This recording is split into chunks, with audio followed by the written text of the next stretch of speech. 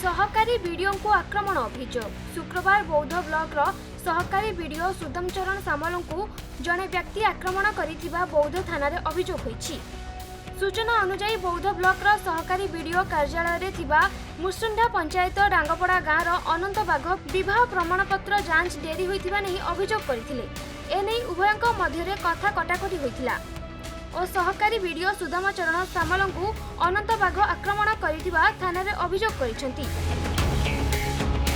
सेहीपरि अन्यपटे सहकारी वीडियो सुदाम चरण सामल को मध्य तांकु 5000 टंका लांच मागिथिले और देवाकू मना करिबारु धक्का मारिथिले और तळे पकाई आंगुठी को पादरे मारी आहत करथिले बोली अनंत बाघ मध्य थाना रे एने अभियोग करिसेंती।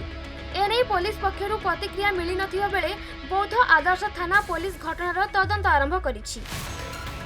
आमर लेबर ऑफिसर मैडम कहीदेले यहाँ से डॉक्यूमेंटा पठेद तांकर पैसा छाड़ी दो बोली कहले से पठेले।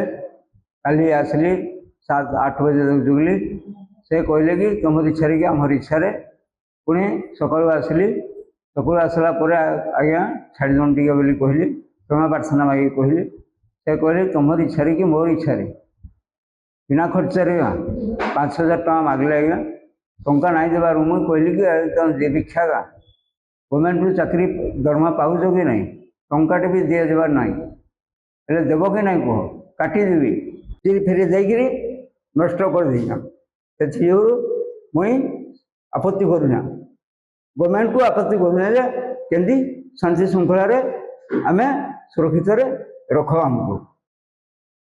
बौद्धरू जयानंद मिश्र रिपोर्ट खबर ओडिशा।